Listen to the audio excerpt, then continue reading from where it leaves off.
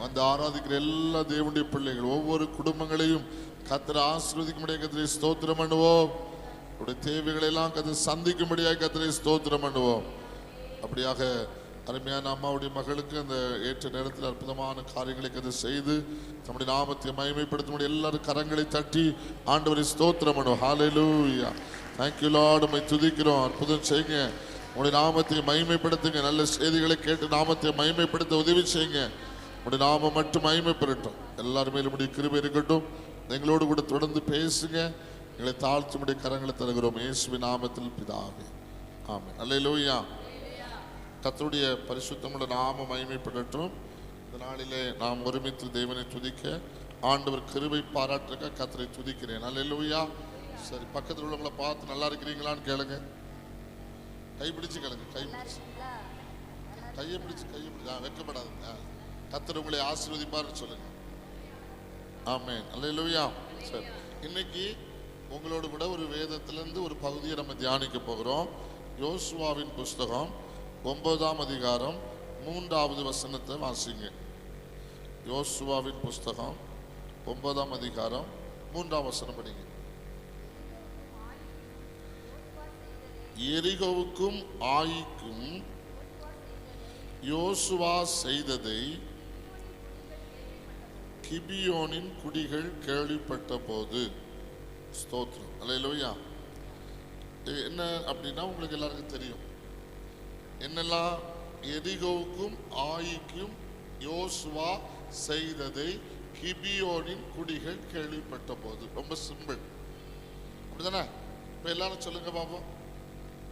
அது அப்படியே சொல்லுங்க பாப்போம். ஆயிக்கும் கேள்விப்பட்ட போது. நீங்க சொல்லலாம், வாசிக்கிறீங்க. சரி, அப்படி வாசிக்காது. எல்லாரும் சேர்ந்து வாசிக்க பார்ப்போம். எரிகோவுக்கும் ஆயிக்கும் யோசுவா செய்ததை கிபியோனின் குடிகள் கேள்விப்பட்ட போது. இவங்க ரெண்டு காரியத்தை கேள்விப்படுறாங்க. ரெண்டு பட்டணத்தில் நடந்த சம்பவம் அல்லது யோசுவா ரெண்டு பட்டணத்துக்கு செய்த காரியத்தை கேள்விப்படுகிறார்கள். எந்த பட்டணத்துக்கெல்லாம்? எரிகோவுக்கும் ஆயிக்கும் யோசுவா செய்த காரியத்தை அவர்கள் கேள்விப்படுகிறார்கள். யோசுவா என்ன செய்தார்? எரிகோவை தகர்த்தார். ஆயி பட்டணத்தை முறியடித்து அதை ஜெயித்தார்கள். ஒரு அள்ளியில சொல்லுங்க பார்க்கலாம். நல்லா கவனிங்க. நான் ரொம்ப சிம்பிளா பேசுறேன், எல்லாருக்கும் புரியுற மாதிரி மெதுவா நீங்க கவனிப்பீங்களா? பின்னாடி இருக்கிற சகோதரிகள் சகோதரர் எல்லாம் கவனிங்க. சரி, அப்போ ரெண்டு பட்டணத்துக்கு யோசுவா செய்ததை இவர்கள் கேள்விப்படுகிறார்கள். யோசுவா என்ன செய்தார்? ஆயியை முறியடிக்கிறார். ஆயி பட்டணத்திலே நிறைய ஜனங்கள் இருந்தார்கள். அவர்களை முறியடித்தார். அந்த பட்டணத்தை அழித்தார். எரிகோன்னு சொல்ற பட்டணத்தையும் அவர் அழித்தார். இந்த எரிகோவின் பட்டணத்து ஜனங்களால யோசுவாவை ஜெயிக்க முடியல. ஆயி பட்டணத்தில் இருந்த ஜனங்களாலையும் யோசுவாவை ஜெயிக்க முடியல. யோசுவா யாரு? தேவனுடைய மனிதன். ஆமென். சுருக்கமா சொன்னா எப்படி சொல்லலாம்? தேவனுடைய மனிதன். ஒரு தேவனுடைய மனிதனை இந்த உலகத்தில் இருக்கிறதான அல்லது ஒரு வல்லமை ஜெயிக்க தேவன் விடவே மாட்டார். அல்லேலூயா. நீங்க பாத்தீங்க அப்படின்னா எரிகோ என்று சொல்லுகிற ஒரு அனுபவம் அடைக்கப்பட்ட அனுபவம். சொல்லுங்க. எரிகோ சுற்றிலும் மதில் இருந்தது, அது அடைக்கப்பட்டிருந்தது. அப்படி நீங்க வாசித்து பார்த்தா தெரியும். எப்படி இருக்கு எரிகோ? எப்படி இருந்ததா? முன்பாக அடைக்கப்பட்டிருந்தது. இல்லை, 6ஆம் அதிகாரம் 1ஆம் வசனத்தில் படிக்கும் போது எரிகோ எப்படி இருந்தது? அடைக்கப்பட்டிருந்தது. ஆமென். அடைக்கப்பட்ட ஒரு நிலைமை. உள்ளே வர முடியாது, வெளியே வர முடியாது. ஆனா உள்ளே வர முடியாத இடத்தையும் வெளியில வர முடியாத அடைக்கப்பட்ட இடத்தையும் திறக்க தேவனாலே முடியும், யோசுவாவாலே முடியும். ஒரு அழில சொல்லுங்க. உங்களுக்கு முன்னாடி இந்த எரிகோ மாறிப்பட்ட தடைகள் ஒருவேளை நிற்கலாம். உள்ளே போக முடியல, வெளியிலே வர முடியல, அடைக்கப்பட்ட ஒரு நிலைமை. ஆனா கர்த்தர் உங்களுக்கு முன்னாடி இருக்கிறபடினால எரிகோவை நீங்கள் உடைக்க முடியும், எரிகோவினுடைய கோட்டையை தகர்க்க முடியும். Praise the Lord. அப்படிப்பட்ட ஒரு அதிகாரத்தை கர்த்தர் எல்லாருக்கும் கொடுக்க மாட்டாரு. யோசுவாவுக்கு கொடுத்தார், யோசுவாவோடு இந்த ஜனங்களுக்கு கொடுத்தார். நான் விசுவாசிக்கிறேன், நீங்க விசுவாசித்தா உங்களுக்கும் உங்களோடு இருக்கிற ஜனங்களுக்கும் ஆண்டவர் தருவார், எனக்கு தருவார். அவன் நம்பிக்கை இருந்தா அப்படி சொல்லுங்க, எனக்கு தருவார். அடைக்கப்பட்ட வாசலை நான் ஜெயிப்பேன், அடைக்கப்பட்ட வாசல்களை நான் உடைப்பேன். கர்த்தருடைய பிள்ளைக்கு முன்னாடி அடைக்கப்பட்டதெல்லாம் உடையும். ஆமென். பேதுரு சிறைச்சாலையில் இருக்கிறாரு, அப்போஸ்தலனாகிய பவுல் சிறைச்சாலையில் இருக்கிறாரு. தானாக வாசல் திறக்கப்படுது. திறந்துதா இல்லையா? ஒரு ஆமென் சொல்லுங்க. அப்போ திறக்கிற தேவன், அடைக்கப்பட்டவர்களை திறக்கிற தேவன். வேதம் சொல்லுகிறது, கர்த்தர் சாராளின் கர்ப்பத்தை சொல்லுவீங்களா சொல்ல மாட்டீங்களா?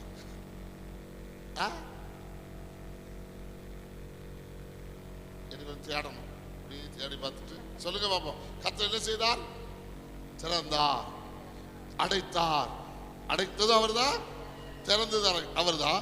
அவர் திறக்கிறார். அன்னாளுடைய கர்ப்பத்தை கர்த்தர் திறந்தார். ஒரு ஆமென் சொல்லுங்களேன். அவன் அன்னாளை கர்த்தர் நினைத்தருளினார். ஒரு அழில சொல்லுவோமா? அப்ப நினைக்கும் போது ஒரு அற்புதம் திறக்கப்படுகிறது, ஒரு அதிசயம் நடக்கிறது. இது போல தேவனுடைய பிள்ளைகளாகி நமக்குள்ளே கர்த்தர் திறக்கிற ஒரு அனுபவத்தை தருகிறார். எவர் பூட்டினாலும் சரி, எந்த மனுஷன் பூட்டினாலும் திறக்கக்கூடிய ஒரு வல்லமையை ஏசாயா 22:22 படிச்சீங்க அப்படின்னா, படிச்சு பாருங்க. ஏசாயா 22:22. ஒருவரும் பூட்டக்கூடாதபடி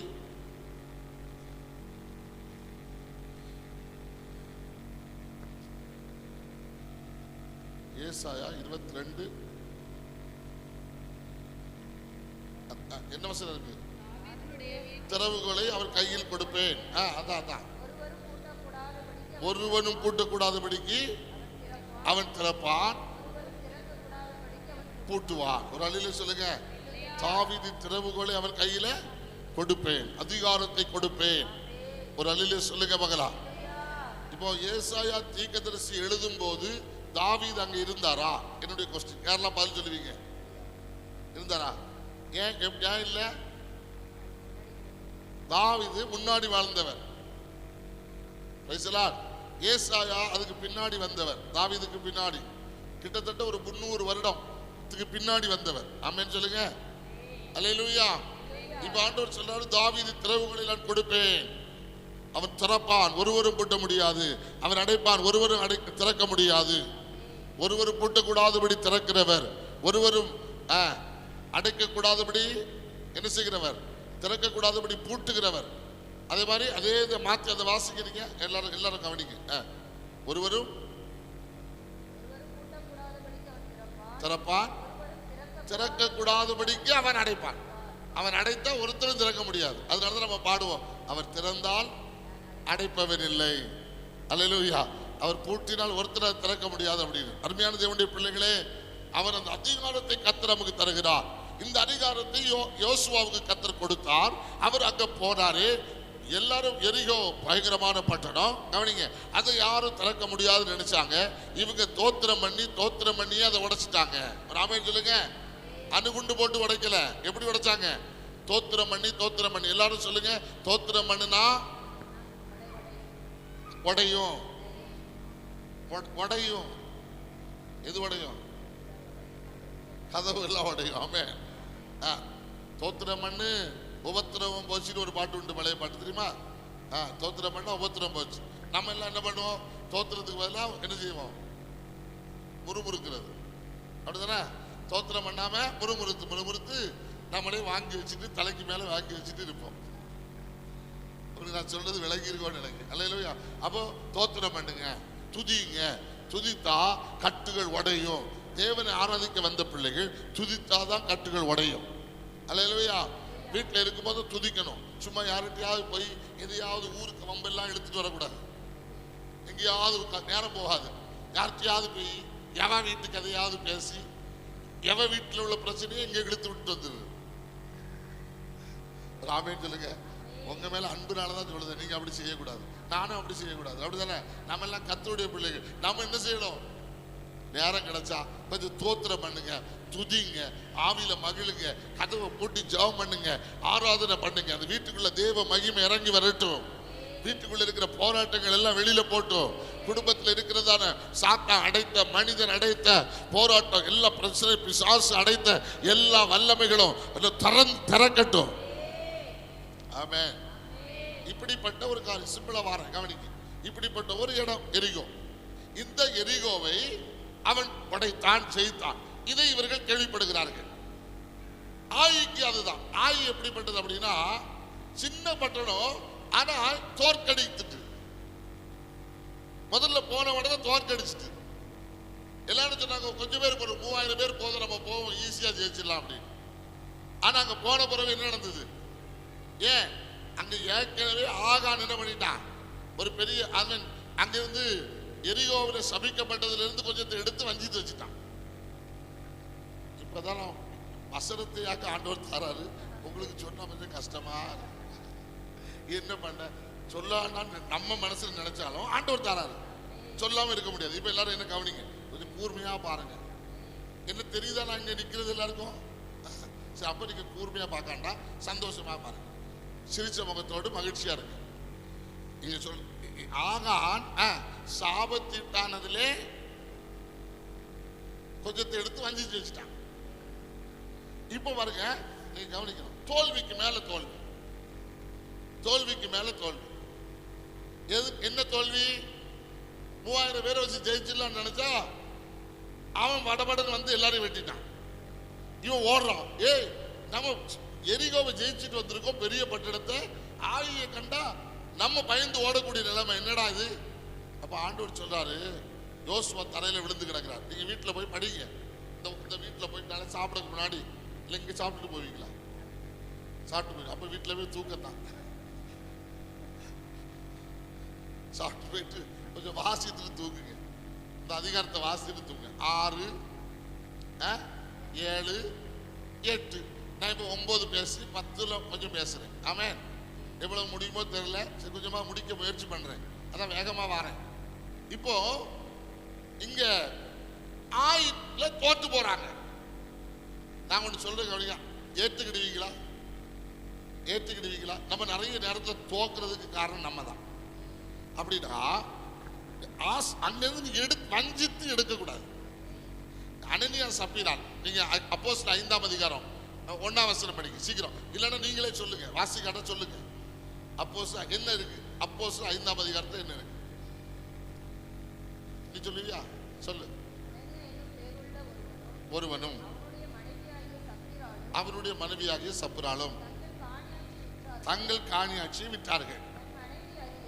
தன் மனைவி அறிய கிரயத்தில் ஒரு பங்கை வஞ்சித்து வைத்து ஒரு பங்கை கொண்டு வந்து அப்போஸ்தலர் பாதத்திலே வைத்தான். உங்களுக்கு இதெல்லாம் தெரியும் நல்லா? அல்லேலூயா. பாருங்க, வஞ்சித்து எடுத்தான். என்ன நடந்தது பாருங்க.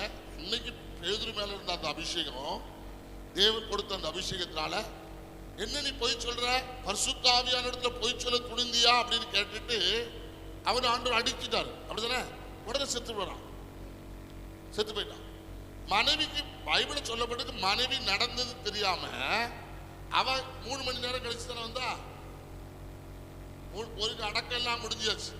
செத்ததும் தெரியாது, புருஷன் செத்ததும் தெரியாது, அடக்கம் பண்ணதும் தெரியாது. அவ வாரா. அவ வந்து என்ன சொல்றா பேதுருட்ட? பேதுரு அவளை நோக்கி, நிலத்தை இவ்வளவுதானா வித்திய, எனக்கு சொல்லு என்றார். ஆம் ஆம் ஆம் ஆம். முதல்ல நான் உங்களோட கேட்கட்டா, 2 பேரும் சேர்ந்து வந்திருந்தா என்ன இருந்திருக்கும்? ஒருத்தர் செத்த உடனே ஒருத்தையாவது இருந்துச்சுப்பா, மாறி இருப்பான். மாறின உடனே பேதுரு என்ன பண்ணுவாரு? இவா காலில் விழுந்து ஐயா உதவி செய்யணும் அவனை எழுப்பி விட்டுருப்பான். உங்களுக்கு விளங்கல போல இருக்கு. விளங்காட்ட விளங்கவே வைக்க முடியாது. இதுக்கு மேல என்ன சொல்ல முடியும்? விளங்குதா விளங்கலையா? அல்ல புரியுதா? புரியுதா உங்களுக்கு? எப்படி 2 பேரும் சேர்ந்து வந்திருந்தா கூட நடந்தது சம்பவத்தை பார்த்த உடனே இவன் என்ன செஞ்சிருப்பா? இல்ல இல்ல இல்ல இல்ல தெரியாம போய் சொல்லிட்டோம் மன்னிச்சிருக்கேன்னு சொல்லி விழுந்து என் புருஷனை எப்படியாவது காப்பாத்துக்கிற அற்புதம் நடக்குமா நடக்காதா? கட்டாயம் தேவன் இறங்குவார், நான் விசுவாசிக்கிறேன். ஏன்னா கொல்லுறவர் உயிர்ப்பிக்க மாட்டாரா? அவர் கொல்லுகிறவர் அல்லன்னு பைபிள் சொல்லுது, அப்படிதான் சொல்லப்பட்டிருக்கு. அல்லேலூயா. உயிர்ப்பிக்கிறவர், அவர் நல்ல வாழ வைக்கிற தெய்வம். ஒரு ஆமென் சொல்லுங்க. அப்போ அந்த தெய்வம் எவ்வளவு நல்ல. இன்னைக்கு நிறைய நம்முடைய வாழ்க்கையில தோல்விக்கு நம்ம என்ன செய்யறோம் தெரியுமா? கர்த்தர் நமக்கு தந்த ஆசீர்வாதத்துல ஒரு பகுதியை மனப்பூர்வமா கர்த்தருக்கு கொடுக்காம இருக்கிறோம். அதான் நம்ம செய்யற ஏமாத்து. விளங்குச்சோ இல்லையோ? அல்லேலூயா. மனப்பூர்வம். ஏமா நான் உங்களுக்கு ஒன்று சொல்றேன், என் காலண்டர் நீங்க வந்து பாருங்க. இன்னைக்கு வீட்டில் திறந்துதான் கிடைக்கும். பையன் வந்து சொல்லுவான், எங்க தாத்தாட்ட போய் கேட்டா வர்றாரு, எங்க அப்பாட்ட தாத்தாட்ட போய் எங்க அப்பா எல்லாம் அதுல எழுதுறாங்க, காலாண்டர்ல நீங்க எழுத மாட்டீங்களா அப்படின்னு கேட்க. அப்படின்னா நான் என்ன செய்வேன், எனக்கு கத்த தரதான் அதில் காலாண்டர்ல எழுதிடுவேன். எழுதுனாதானே நமக்கு மறக்காது. அதை மாசம் முடியும் போது கணக்கு பார்த்து அதுல ஒரு பகுதியை கத்தருக்கு கொடுக்கணும். கொடுத்தாதான் என்ன நடத்துவாரான்ற. அடுத்து நானும் கற்றுக்கொண்டதான அடுத்தவங்களுக்கு பிரசவம் பண்ண முடியும். எனக்கு ஆரம்பத்துலாம் 300 ரூபா வந்த நாட்கள் உண்டு. அதுல 30 ரூபா கொடுப்பேன். அதுக்கு ஆண்டவர் வந்து 1 லட்சம் தந்த மாதமும் உண்டு. ஒரு ஆமென் சொல்லுங்க. அல்லேலூயா. அதனால நான் எல்லாரும் வெளியில கம்ப்யூட்டர் இன்ஜினியர், எங்களுக்கு கம்ப்யூட்டர் இன்ஜினியர் கிடையாது, ஒண்ணு கிடையாது, கூமுட்டை. ஆனா கர்த்தர் தருவார். ஒரு அழில சொல்லுங்க. 2 லட்சம் தந்தாலும் என்ன, ஒரு மாசம் 3.25 லட்சம் ரூபா தந்தார் ஆண்டவர். நம்புவீங்களா? உண்மையா தான் சொல்றேன். ஒரு மாசம் 3.25 லட்சம் ரூபா தந்தார். நம்புவீங்களா? ஊழியக்கார பயிர்களுக்கு இதான பிழைப்பு. அது நீங்க என்னன்னாலும் சொல்லிட்டு போங்க, எனக்கு பயம் இல்லை. என்னை அழைத்தவர் நடத்துவார். நான் 3.25 லட்சத்துக்காக ஆண்டவரை தேடி வரல. ஒரு ஆமென் சொல்லுங்க. என் ஆண்டவர் தந்தாலும் தராட்டாலும் அவரை நான் விட மாட்டேன், அவரும் என்ன விட மாட்டேன். நான் பணத்துக்கு வாழுகிறவன் அல்ல. நான் சொல்றேன், உங்களுக்கு புரியுதா? அவரு தேடுறதுனால என் பிள்ளைக்கு தேவைன்னு அவர் தாராரு. ஒரு ஆமென் சொல்லுங்க. சந்தோஷம் தானே உங்களுக்கு? ஏன்னா அவருக்கு தெரியும் எழுதி கரெக்டா மரத்தோடு காலாண்டர். என் மனைவி என்ன செய்வா, எழுதிட்டீங்களான்னு கேட்பா. அதுல எழுதுனீங்களா, அதுல அந்த 10 ரூபாய்க்கு எழுதுனீங்களா, அது 100 ரூபாய்க்கு எழுதுனீங்களான்னு கேட்பா. அப்படி இருக்கணும். இவன் என்ன பண்ணா, அனைத்தையும் தப்புறாலும். உங்களுக்கு விளங்குதா? அப்போ வசனம் இதுதான் நமக்கு தேவன் தர தீர்க்க தரிசனம். இதை விட்டுட்டு தீர்க்க தரிசனம் சொல்லுவீங்களா யாராவது? ஐயா தீர்க்க தரிசனம் சொல்லுவீங்களா? நான் சொல்றேன் கேளுங்க. நான் உங்களுக்கு ஒண்ணு சொல்லி தரேன். நான் வந்து ஆண்டோட கிருபையினால நிறைய தீர்க்க தரிசனம் சொன்னேன். அப்ப நோட்டீஸ்ல என் பேரு தீர்க்க தரிசனம் வரப்பெற்ற ஊழியர்னு போட்டாங்க. உடனே நான் சொன்னேன், ஆண்டோட ஜெபம் பண்ண, ஆண்டவரே இந்த வாரி வர எனக்கு வேண்டாப்பான்னு ஜெபம் பண்ணேன். நீங்க நம்புறா நமக்கு ஏசப்பாட கேளுங்க.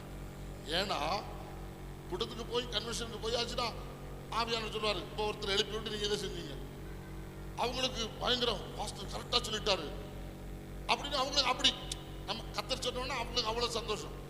இப்ப கத்தரை நம்புறாங்களோ இல்லையோ, என் மேல ரொம்ப நம்பிக்கை. எப்படி கத்தரை நேசிக்கிறாங்களோ இல்லையோ, நம்மளை நேசிப்பாங்க. நான் சொல்றது விளங்கியிருக்கும்னு நினைக்கிறேன். இதனால நான் ஆண்டோட ஜெபம் பண்ணேன். மனசு ரொம்ப துக்கம். ஏன்னா ஒரு ஊழியனை அல்ல பின்பற்றுவது, கர்த்தரை பின்பற்ற வேண்டும். விளங்குதா விளங்கலையா? நமக்காக ஜீவனை கொடுத்தது கர்த்தர், ஊழியக்காரர் அல்ல. அப்ப நான் என்ன சொல்றேன்னா, வசனத்தை எல்லாம் கவனிங்க. இன்னைக்கு நமக்கு தேவையானது ஆண்டவர் தாரான்னு நினைக்கிறேன். எத்தனை பேர் விசுவாசிக்கிறீங்க? இன்னைக்கு எங்களுக்கு தேவையான செய்திய ஆண்டவர் தாரான்னு சொல்றவங்க மட்டும் ஒரு ஆமென் சொல்லுங்க, ஒரு அல்லேலியாவும் சொல்லுங்க. அப்படி இந்த வசனத்தை கேட்டாச்சு உடனே இன்னைக்கு நம்ம திருந்தினா போதும். இந்த வசனத்தை கீழ்பிடிக்க அப்படியே ஸ்டெப் ஸ்டெப்பா சொல்லுவார் ஆண்டவர். நீ இனி தோக்க மாட்ட மகனே, இனி நீ ஜெயிப்ப, தோல்வி இல்லை நீ உனக்கு, நீ என் வசனத்துக்கு நடுங்கினபடியால். அப்படி நிறைய வசனம் இருக்கு. ஆண்டவர் ஆதியாகமம் 22ஆம் அதிகாரம் 12ஆம் வசனத்துல ஆபிரகாமை பார்த்து என்ன சொல்றாரு வாசிங்க. ஆதியாகமம் 22:12 வாசிங்க.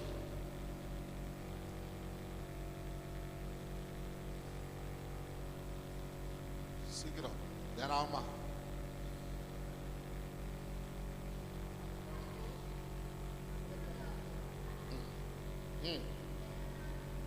கை போடாதே, ஒன்று செய்யாதே, புத்திரன் என்றும் ஏகசுதன் என்றும் பாராமல் ஒப்பு கொடுத்தபடியால் நீ தேவருக்கு பயப்படுகிறவன் என்பதை நான் இப்பொழுது அறிந்திருக்கிறேன்.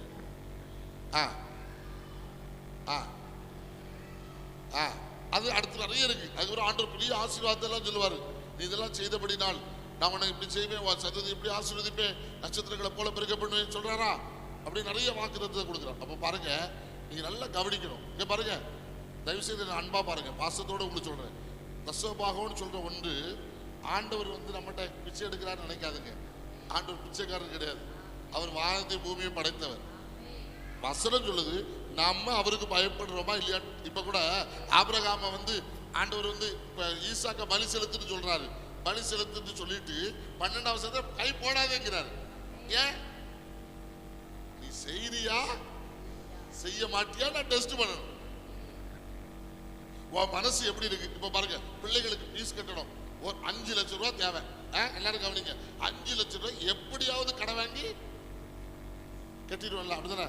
ஆனா ஆண்டவருக்கு 10,000 ரூபாய் தாரதுல ஒரு 1000 ரூபாய் எடுத்து முதல் ஞாயிற்றுக்கிழமை தேவ சமூகத்துல கொண்டு கர்த்தருக்கு கொடுக்கணும்னா நமக்கு என்ன வருது? 1000 ரூபாய் கொடுக்கணுமாகும். அப்ப ஆண்டவர் சொல்றாரு, நீ வஞ்சித்து எடுத்த இல்ல, அதான் உன்னை நான் தோல்வி அடைய பண்ணிட்டே வாரேன், உனக்கு ஆசீர்வாதம் இல்லை. ஒரு அலையில சொல்லுங்க, நீ என்னையே ஏமாற்றுறியா? நீ என்னையே ஏமாற்றுறியா? புரிஞ்சவங்க ஒரு ஆமேன்னு சொல்லுங்க. தேவனை நம்ம ஏமாற்றக்கூடாது. தேவனை ஏமாற்ற நம்மளால முடியாது. தேவனுக்கு உண்மை, பைபிள் சொல்றது, உண்மை உள்ள மனிதன் பரிபூரண ஆசீர்வாதங்களை பெறுவான். உண்மை உள்ளவன் மேல் தேவன் உத்தமனாய் இருக்கிறவனுக்கு கர்த்தர் துணையாயிருப்பார். உன் பிசினஸ்ல கர்த்தர் துணையாயிருப்பார். உன் வியாபாரத்துல கர்த்தர் துணையாயிருப்பார். உன் விவசாயத்துல கர்த்தர் துணையாயிருப்பார். உன் வேலையில கர்த்தர் துணையாயிருப்பார். நீ கையிட்டு செய்கிற எல்லாவற்றிலும் கர்த்தர் துணையாயிருப்பார். ஒரு அல்லையிலே சொல்லுங்க பார்க்கலாம். ஆமென் சொல்லுங்க பார்க்கலாம். நான் சாட்சி சொல்லணுமா? எத்தனையோ சொல்லலாம். சுனாமியில ஒரு வண்டி தூத்துக்குடியில தான் நினைக்கிறேன், தூத்துக்குடி ராமேஸ்வரமா உள்ள ஒரு அலை வந்தது. அந்த அம்மா பெட்டி கடை போட்டு, அந்த அம்மா நல்ல ஒரு ஆவிக்குரிய சபை, நல்ல விசுவாசி, பாவம். எல்லாரும் பரியாசம் பண்ணாலும் ஆள அந்த பெந்தைகோஸ்காரி வண்டியும் இழுத்துட்டு போயிட்டுடா அப்படின்னு பரியாசம் பண்ணான். வண்டி போயிட்டு ஒரு அலை இழுத்துட்டு போச்சு. அடுத்த அலை அதை மட்டும் கொண்டு போட்டுட்டு மீதி எல்லாத்தையும் எடுத்துட்டு போயிட்டு, எப்படி ஒரு ஆளை இழுத்துட்டு போச்சுல, அடுத்த ஆளுல இதை கொண்டு இங்க போட்டுட்டு மீதி எல்லாத்தையும் கொண்டுட்டு போயிட்டு. யாருடைய பவர்? ஒரு ஆமேன் இல்லைங்களே. நான் சொல்றது உங்களுக்கு விளங்குது இல்லை? அது போதும். அங்கே கொண்டு போறதுக்கு ஒரு ஆளை, திரும்ப கொண்டு வர்றதுக்கு ஒரு ஆளை. நீங்க பைபிளை படிங்க, ஒரு காற்று, ஒரு காற்று. ஆமென். ஒரு காற்று அவருக்கு போதும். உங்களை ஆசீர்வதிக்க ஒரு காற்று போதும். அப்படியே பாருங்க, கீழ் காற்றை அனுப்புறாரு. அப்படியே செவந்த சமுத்திரம் கலந்துட்டு. ஒரு அலையில சொல்லுங்க, நான் சொல்றது பொய்யா உண்மையா? யாத்திராகமம் 12:14 நினைக்கிறேன். அங்க படிச்சு பார்த்தா தெரியும். கீழ்காட்டி அனுப்பினார். மோசே சமுத்திரத்தின் மேல் தன் கோலை நீட்டினார். கர்த்தர் கீழ்காட்டி அனுப்பினார். வேணா படிக்க, இல்லைன்னா விட்டுருவோம். வேணுமா வேண்டாமா? நேரம் ஆகுது. எங்க முடிக்க போறோம்? முடிக்க முடியாது போலதான் இருக்கு. சரி, பட்டு யாத்திராகமம் 14 12 படிங்க.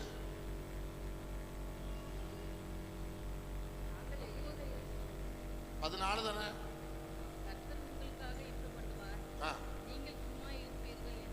என்றான் 14. அடுத்த வசனம், நீட்டினான். அதுக்கு அடுத்த வசனமாமா 14 வசனமா 21. சாரி. வீசினான். முழுவதும் பலத்த கீழ்காட்டை வீச பண்ணி ஒதுக்குபடி செய்தார். ஒரு அப்படியே சொல்லுங்க. அவ்வளவுதான். அவர் ஒரு காற்று அனுப்புனா சமுத்திரமே ஒதுக்கிறோம். அவர்களுடைய கையில எல்லாம் இருக்கு பவர். அதனால உங்களை ஆசீர்வதிக்க ஒரு செகண்ட் போதும். உங்க பிள்ளைகளை உயர்த்த ஒரு செகண்ட் போதும். ஏமா சாட்சி சொல்லணும்னு எனக்கு விடிய சொல்லிட்டு இருக்கலாம். அவ்வளவு கஷ்டப்பட்ட குடும்பங்கள் கர்த்தருக்கு உண்மை. நம்ம 5 ரூபாய் வியாபாரம், காய்கறி பெட்டியில செமந்து 5 ரூபாய் வியாபாரம் பண்ணி அதுல 50 காசு எடுத்து கர்த்தருக்கு கொடுத்த குடும்பங்கள். எப்படி நடந்து வியாபாரம் பண்ணுவாங்க பார்த்துருக்கீங்களா? நம்ம ஊர்ல பண்ணுவாங்களா? இப்போ யாராவது பண்றாங்களா? இப்ப எல்லாம் சைக்கிள், பைக்கு. இப்ப வண்டியில வர அந்த நம்ம சத்தம் போடாண்டாம். முந்திலாம் கத்திரிக்காய், தக்காளி பழம் அப்படின்னு விற்பாங்கல்ல. அப்ப நம்மள எப்படிதான் கூப்பிடுவோம் அவங்கள? தக்காளி வா. பாவம், அந்த ஆளு பேர் வேற.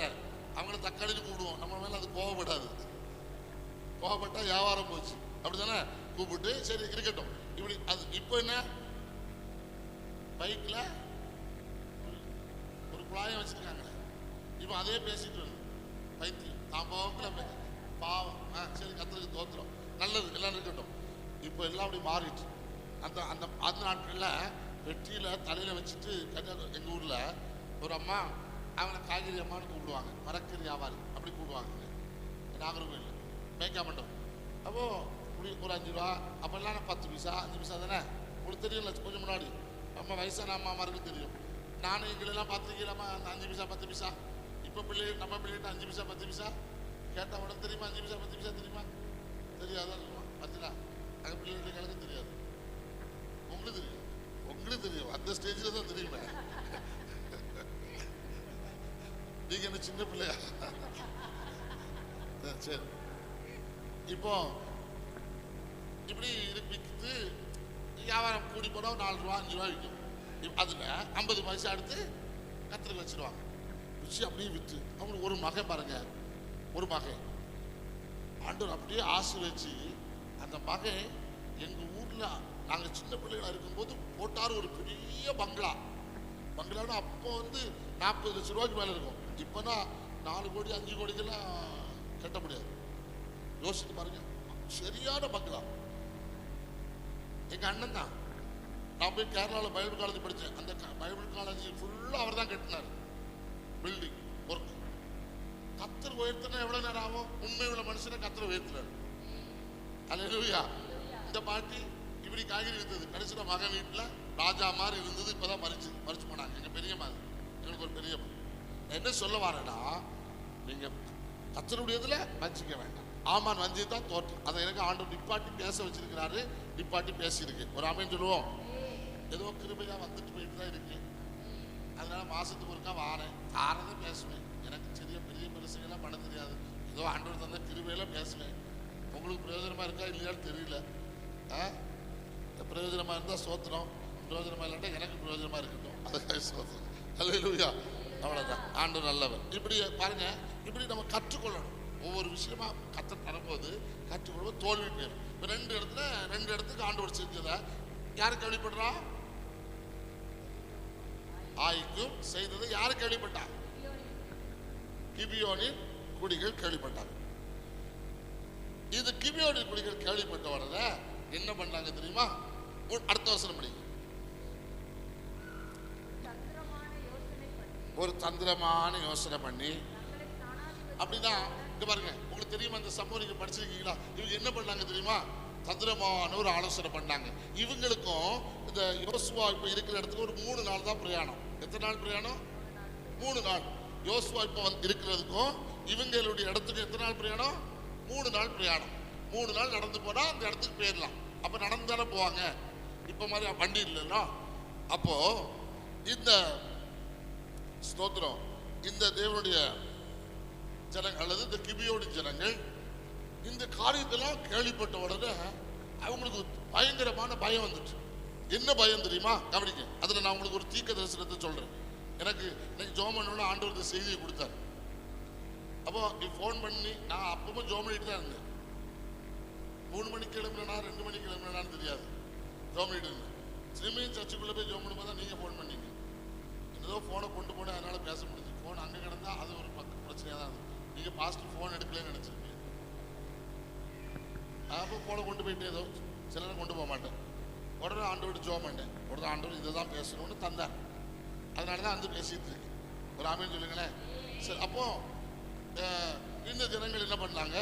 தந்திரமான ஒரு ஆலோசனை பண்ணி ரொம்ப தூரத்துல இருந்து வர்றவங்க மாதிரி தங்களை காண்பிப்பதற்காக பழைய வஸ்திரத்தை போட்டுட்டு, பழைய அந்த துருத்தி தண்ணி எல்லாம் கொண்டு வருவோம்ல, பாட்டில். இப்போ நம்ம பாட்டில் யூஸ் பண்ணுவோம். அது என்னது? அப்போ துருத்தி வச்சிருப்பாங்க. அந்த துருத்திகள் எல்லாம் வச்சுட்டு பழைய சப்பல்கள். நீங்க இப்போ வாசித்தீங்கன்னா, நான் சொல்றது கதை இல்லை, பைபிள் இருக்கு, நடந்த ஒரு சம்பவம். அவங்க பழைய ட்ரெஸ் எல்லாம் போட்டுட்டு அவங்க என்ன சொல்றாங்க தெரியுமா? யோசுவாட்ட வந்து, நாங்க ரொம்ப தூரத்துல இருந்து வருகிறோம், நாங்க புறப்பட்டு ரொம்ப நாளாக ஆயிட்டு, நாங்க புறப்படும் போது நல்ல ட்ரெஸ் போட்டோம், இப்போ பழசாயிட்டு, நாங்க புறப்படும் போது புது செருப்பு போட்டோம், இப்போ பழசாயிட்டு நாங்க பாருங்க எங்க துருத்தி எல்லாம் கிழிஞ்சிருக்கு, நாங்க புது துருத்தியில தண்ணி கொண்டு வந்தோம் இப்போ.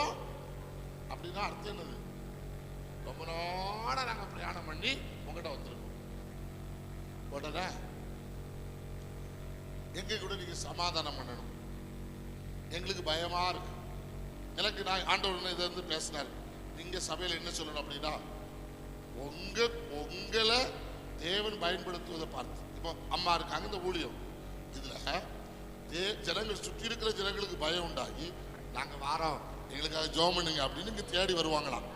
ஆண்டவர் எனக்கு இதை சொல்றாரு, இதுல இருந்து நீ சொல்லிதான் தீர்க்கதரிசனம். உங்களுக்கு புரியலையோ? புரியாட்டா எனக்கு சொல்ல போடுங்க. ஹல்லேலூயா, ஒரு ஆமென் சொல்லுங்க. அப்படி நீங்க அப்படி விசுவாசித்தீங்கன்னா கர்த்தர் அதை செய்வா. நீங்க விசுவாசி ஆட்டாலும் ஆண்டவர் செய்வா. ஒரு அல்லேலூயா சொல்லுங்க. சண்டேஸ் கிளாஸ் நடக்குதா இல்லையா? நடக்கல. சண்டேஸ் கிளாஸ் நடக்குதா? தொடங்கி இருக்கு. அம்மாட்ட சொல்லணும், சண்டேஸ் கிளாஸ் ஊழியம் அருமையா பிள்ளைகளுக்கு சண்டேஸ் கிளாஸ் தொடங்கி இருக்கு. அது ஊழியத்துல பிள்ளைகள் வருவாங்க. ஒன்று இருந்தாலும் பிள்ளைகளை நடத்துங்க. ஒன்று ரெண்டாவதா விசுவாசத்தோட அந்த இருக்கான ஒரு பிள்ளை அல்ல, அங்க எல்லாம் இருக்காங்களே பிள்ளைங்க, இன்னும் நிறைய பிள்ளைகளை ஆண்டவர் கொண்டு வருவார். சண்டேஸ் கிளாஸ் நடத்துங்க. Praise the Lord. ஊழியம் வளரும். ஜனங்கள் உங்ககிட்ட வந்து என்ன செய்வாங்க? சமாதானம் பண்ணுவாங்க. எங்களுக்காக ஜெபம் பண்ணுங்க, உங்களோடு கர்த்தர் இருக்கிறார், நாங்கள் அறிந்து கொண்டோம் அப்படின்னு வருவாங்க. ஒரு ஆமென் சொல்லுங்க. ஹல்லேலூயா. தூரத்துல இருந்து வர மாதிரி வந்து காமிச்சு அப்படின்னா வேற இடத்து ஆள் மாறி ஒழிச்சு மாறது. இந்த தீர்க்கதரிசனம் யெரொபெயாமிட்ட அவன் யெரொபெயாமுடைய மனைவி ஆள் அனுப்புறா பத்தியா, தீர்க்கதரிசிட்ட வேற ஆளு மாறி அந்த மாதிரி என்ன ஆளு மாதிரி காட்டினாலும் ஆண்டவருக்கு தெரியும். ஒரு அல்லேலூயா சொல்லுங்களேன். அப்படிலாம் ஜனங்களை கர்த்தர் கொண்டு வரட்டும். ஒரு ஆமென் சொல்லுங்க. வேற இடத்துல போற மாதிரி, எங்கேயோ போறது மாதிரி சர்ச்சுக்கு வந்துட்டு போற மாதிரி. ஒரு அல்லேலூயா சொல்லுங்க.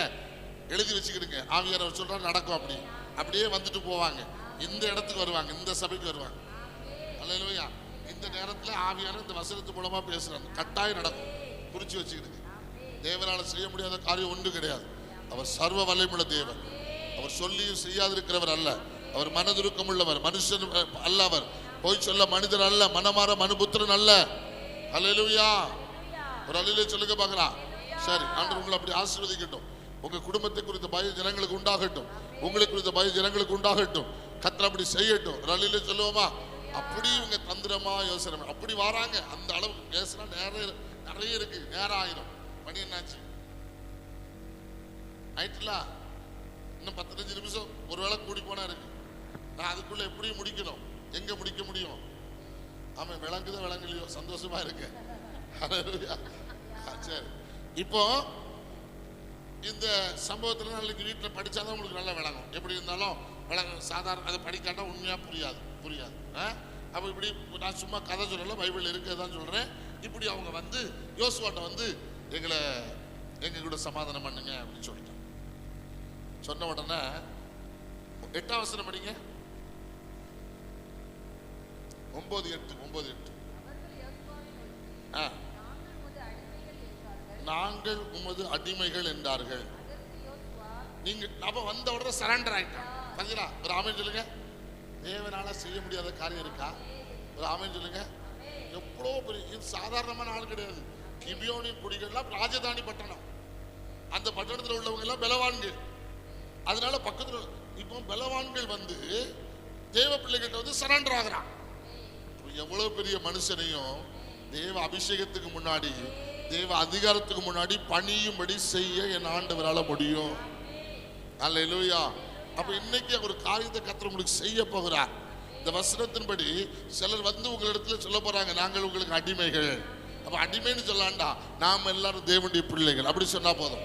எல்லாரும் சொல்லுங்க, பக்கத்துல கையை பிடிச்சு, அடிமைகள் நமக்கு யாரும் வேண்டாம், நம்ம எல்லாரும் தேவனுடைய பிள்ளைகள். நாம் ஒருமித்து கர்த்தருடைய நாமத்தை உயர்த்துவோம். நாம் ஒருமித்து அவருடைய நாமத்தை ஆராதிப்போம். ஒருமித்து நாம் அவரை தொழுது கொள்ளுவோம். ஒருமித்து நாம் அவருக்காக ஓடுவோம். அல்லேலூயா. அப்படி எழும்பட்டும் ஒரு சேனையை கர்த்தர் எழுப்புவார். நாங்க எல்லாம் அடிமைன்னு சொல்றோம். சொல்ல முடியுமா? ஈஸியா வந்து சொல்லுவானா? எவ்வளவு மன தாழ்மை பாருங்க. தாழ்மை உள்ளவரிடம் தங்கிடுமே கிருபை, தாழ்மையுள்ளவரிடம் தங்கிடுமே கிருபை வாழ்நாளெல்லாம் அது போதுமே சுகமுடன் பலமுடன் வாழ்நாளெல்லாம் அது போதுமே சுகமுடன் ஆமென் சேவை செய்ய கிருபை தாருமே சேவை செய்ய கிருபை தாருமே தம் கிருபை பெரிதல்லோ எம் ஜீவனிலோ அதே இம்மற்றும் காத்ததுவே ஆமென் இன்னும் தேவை கிருபை தாருமே இன்னும் தேவை கிருபை ஆமென் ஹல்லேலூயா. நல்ல கவனிங்க, தாழ்மை நமக்கு ரொம்ப தேவையா இல்லையா? ரொம்ப நமக்கு தாழ்மை தேவை. எல்லாரும் சொல்லுங்க, பக்கத்துல கையை பிடிச்சு, தாழ்மை ரொம்ப ரொம்ப தாழ்மையா இருக்கணும். ஆமென். இந்த ஜனங்கள் தங்களை தாழ்த்துறாங்க. நீங்க எப்போதுமே நான் பலத்துல என் பலம் என் ஞானம் நம்ம சொல்லவே கூடாது. தாழ்மைனா சரியான டெபினிஷன் என்ன அப்படின்னா, தேவனையே சார்ந்திருந்த. ஹல்லேலூயா. என்னால முடியாது, என்னால ஒன்றும் செய்ய முடியாதப்பா, நீங்க தான் எனக்கு எல்லாம். ஹல்லேலூயா. நீங்க தான் எனக்கு எல்லாம், உங்களையே நான் நம்பி இருப்பேன். நம்ம ஒரு பாட்டெல்லாம் பாடும், உண்மையே நம்பி இருப்பேன், உங்களே நம்புவேன், வேற யாரை நம்புவாப்பா, உங்களையே சார்ந்திருப்பேன். அந்த அனுபவத்தோடு நீங்க வாழும்போது கர்த்தர் பெரிய அனுபவங்களுக்கு நேராக உங்களை கொண்டு போவார். பாருங்க, இப்போ சாட்டா படிச்சீங்கன்னா நம்ம சொல்றாங்க அடிமைகள் நாங்கள் அப்படின்னு சரண்டர் ஆகிறாங்க. அடிமைன்னு சொல்லிட்டாங்க. உடனே இவங்க என்ன செய்யறாங்க? 11 வசனம் படிங்க.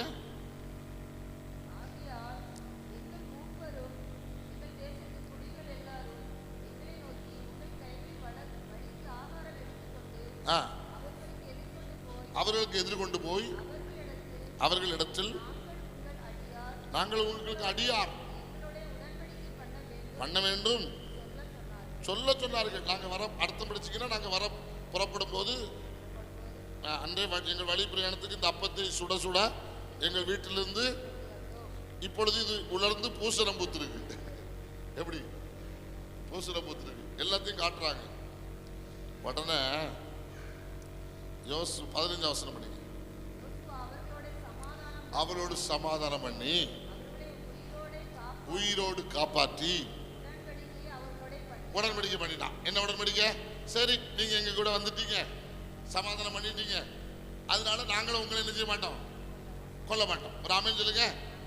நிறைய பேரை காப்பாற்றுவதற்கு நம்மை தெரிந்தெடுத்திருக்கிறார். எல்லாரும் சொல்லுங்க, இந்த வடிவால் புறத்தை காப்பாற்றதான் உங்களை தெரிந்தெடுத்திருக்கிறார். ஒரு அல்லேலூயா சொல்லுங்களேன். உங்ககிட்ட வந்தாங்கன்னா அவங்களுக்கு ஆசீர்வாதம். அல்லேலூயா. அப்போ நம்மளை எதுக்கு வச்சிருக்கிறாருன்னா, இந்த வடிவால் புறத்துக்கு பாதுகாப்புக்கு, வடிவால் புறத்தை காப்பாத்த, சுற்றி இருக்கிற இந்த கிராமங்கள் எல்லாம் காப்பாத்த. அப்ப இங்க வந்துட்டாங்கன்னா அவங்களுக்கு நல்லது, வராட்டா அவங்களுக்கு தான் கஷ்டம். அதனால அவங்க இப்போ புரிஞ்சு ஓடி வந்துருவாங்க. இது பூசணம் பூத்த அப்பத்தை கொண்டு வந்தாங்க. நான் உங்களுக்கு சொல்றேன், நல்ல அப்பத்தை கொண்டு வந்து உங்ககிட்ட சொல்லுவாங்க, சாப்பிடுங்க. அல்லேலூயா. புரிஞ்சவங்க ஒரு அல்லேலூயா சொல்லுங்க. நான் இந்த ஞாயிற்றுக்கிழமை சாப்பாடு போடுறேன், இந்த ஞாயிற்றுக்கிழமை நான் ஆகாரம் போடுறேன், அடுத்த ஞாயிற்றுக்கிழமை நான் போடுறேன், அப்படிலாம் கர்த்தர் எழுப்புவார். நான் விசுவாசிக்கிறேன்.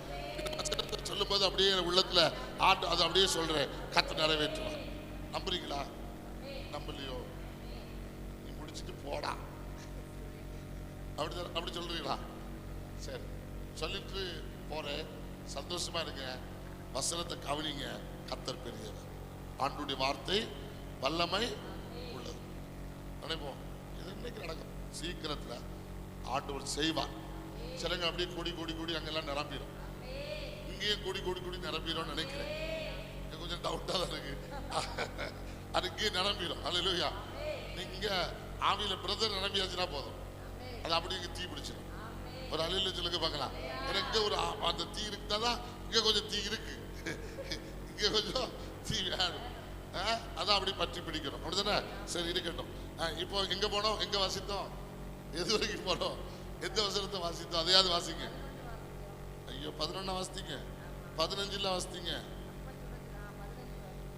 மாத்திட்டீங்களே. உடன் அதானே 15 யோசுவாவோட சமாதானம் பண்ணியாச்சு. இப்போ 16 வசனம் பண்ணிங்க. உடன்படிக்கை பண்ண பிற்பாடு 3 நாள் சென்ற பின்பு அயலார், பக்கத்தில் உள்ளவங்க எல்லாரும் சொல்லுங்க, பக்கத்தில் உள்ளவங்க ஓடி ஓடி வர போறாங்க. ஆமென். என்ன பையன் பார்த்தீங்கன்னா பக்கத்தில் உள்ளவங்க தூரத்தில் உள்ளவங்க மாதிரி ஏமாத்தி வந்துட்டாங்க. இப்போ இவங்களுக்கு எல்லாம் கேட்டோன்னு சபை மூப்பருக்கு கோவம் வருது. என்ன வருது? ஐயோ நீங்க ஒன்றும் கேட்காம ஏற்கனவே நீங்க படிங்க 14 வசனத்தை படிங்க. 14 கேளாமல் அவர்கள் போஜன பாத்திரம் வாங்கி கொண்டாங்க.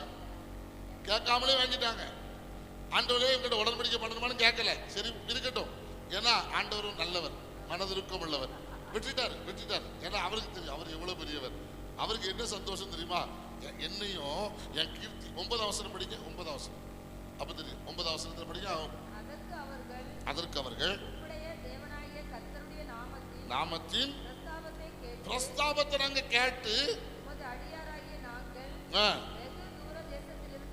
வந்தோம், யாவையும் அவர் செய்தது. அப்படியே படிச்சா நிறைய இருக்கு, நேரம் போயிடும். நீங்களே கவனிச்சுக்கிடுங்க. அஸ்போனுக்கு செய்தது, சீகோனுக்கு செய்தது எல்லாரையும் நாங்க கேட்டோம்.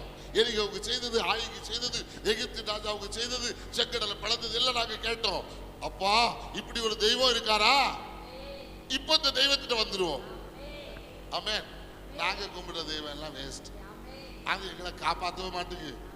இந்த ஜனங்கள் தெய்வம்னு சொல்லிட்டு வாரா, அவளை வரையும் அடிச்சுட்டு வரான். ஒரு பயலால இவங்களை ஜெயிக்க முடியல. அப்ப இவங்கிட்ட ஒரு பவர் இருக்கு. இந்த தெய்வமும் பவர் உள்ள தெய்வம். ராமன் சொல்லுங்க, புரியுதா உங்களுக்கு? அந்த தெய்வத்தை நம்ம அதனால ஆண்டவர் பார்த்தாரு. அப்ப ஆண்டவர் கைவிடுவாரா? யோசுவா இவங்கிட்ட உடன்படிக்கை பண்ணாதுன்னு சொல்லிருக்கலாம், டப்புன்னு சொன்னாரா? சொல்லல. நல்ல தெய்வம் சொல்லுங்க. என்கிட்ட வர்ற யாரையும் புறம்பே தள்ளாத தெய்வம். இப்ப நீங்க அதை புரிஞ்சுக்கிடுங்க. அதுக்கு தான் ஒரு ஆமென். இப்போ பிரமாணத்தின்படி அவங்களை தள்ளணும், சேர்க்க கூடாது. ஆண்டோடைய வாக்கு கேட்கல. ஆனாலும் கர்த்தர் உடனே ஆண்டவர் வெளிப்பட்டுருவாரு. ஆகான் ஒடிச்சு வச்ச ஆண்டவர் வெளிப்பட்டார்ல. அப்ப இதுல வெளிப்பட மாட்டாரா? ஆண்டவர் தான் உடனே வெளிப்படுறாரு. யோசுவாட்ட பேசுறாரு, மோசேட்ட பேசுறாரு. ஒரு ஆமென் சொல்லுங்களேன். ஆனா நடக்கட்டும், பார்த்துட்டு இருக்கிறாரு. ஏன்னா என் கீர்த்தியை கேட்டு வந்தோன்னு சொல்றான், என்ன பார்க்க வந்தேன்னு என் ஜனத்து கூட சேரன்னு ஆசைப்படும் போது நான் எதுக்கு அவனை தடுக்கணும்? எப்படா வரமாட்டான்னு பார்த்துட்டு இருக்கிறாரு. எப்படா தூக்கி போட்டுட்டு வரமாட்டான்னு பார்த்துட்டு இருக்கிறார். அப்ப இரக்கமும் அன்பும் உள்ள தேவன். யாரு வந்தாலும் புறம்பே தள்ள மாட்டாரு. சரி வந்தாச்சு. இப்ப இவங்க சொல்றாங்க, எங்களை ஏன் இப்படி ஏமாத்து, எங்களை ஏமாத்து. அதனால ஒண்ணு பண்ணுவோம். என்ன பண்ணுவோம் தெரியுமா? கவனிக்க. என்ன பண்ணுவோம்? நாங்க உங்களை கொல்ல மாட்டோம். ஏன்னா நாங்க ஏற்கனவே வாக்கு கொடுத்துட்டோம். அதனால வாக்கு மீறக்கூடாது. கடும் கோபம் வந்துடும். இந்த வாக்கு மீறினா தேவனிடத்துல கோபம் வந்துடும். அதனால அதை நாங்க செய்ய மாட்டோம். வேற என்ன செய்ய போறோம்? நாங்க உங்களுக்கு ஒண்ணு பண்ண, நீங்க சபிக்கப்பட்டவர்கள், நீங்கள் எங்களை ஏமாத்துறதுனால சபிக்கப்பட்டவர்கள் இவர் சொல்றாரு. சபிக்கப்பட்டவர்கள் அப்படி சொல்லிட்டு நீங்கள் தேவனுடைய ஆலயத்துக்கு விறகு வெட்டுகிறவர்களும் தண்ணீர் எடுக்கிறவர்களுமான ஒரு ஆமென் சொல்லுங்க. அவங்க என்ன சொன்னாங்க தெரியுமா? உமக்கு என்ன இஷ்டமோ அது மாதிரி சொல்லும். இது எங்களுக்கு பெரிய பாக்கியம். ஆலயத்துக்கு தண்ணீர் எடுக்கிறதுனா என்ன குறைஞ்ச வேலையா? ஆலயத்துக்கு விறகு வெட்டுறதுனா குறைஞ்ச வேலையா? கருவாடி சூடக்கு விறகு பிறகிட்டு இருந்து நாங்க சூனம் அவா இந்த விதவை என்ன விதவை எலியா போனார சாரி பார்த்து விதவை சொல்லுவா, நான் அப்ப சொல்லிட்டு சாகிறதுக்கு விறகு பிறகிட்டு இருக்கேன் அப்படிதான் சொல்லுவா. ஆலயத்துக்கு விறகு பிறகுனா நாங்க குறைஞ்சா போவோம். இப்போ கொஞ்சம் ஒரு நிமிஷம் நிக்கணும், வேற வழி இல்லை. நான் உங்கள்கிட்ட கேட்கலாமா? இந்த ஆலயத்துல வந்து ஒரு பெருக்குமாறு எடுத்து ஒரு பெருக்காது பெருக்கிறவங்க மட்டும் கை தூக்க பார்ப்போம். ஒரு கை, 2 கை தூக்கி இருக்கு, 3 கை தூக்கி இருக்கு. அல்லேலூயா. வேறையா 4 கை வந்திருக்கு. ஒன்று நாங்கள் கூட குறைச்சிடல. சில மனசுல நாங்கள் தூக்காண்டான்னு நினைச்சுட்டு இருக்கலாம். செய்யாம ஆலயத்துக்கு விறகு பிறக்கிறது அவ்வளவு பெரிய ஆசீர்வாதம். ஆலயத்துக்கு தண்ணி எடுக்கிறது அவ்வளவு பெரிய ஆசீர்வாதம். ஆலயத்துக்கு சமைப்பது அவ்வளவு பெரிய ஆசீர்வாதம். ஆமென் சொல்லுங்க.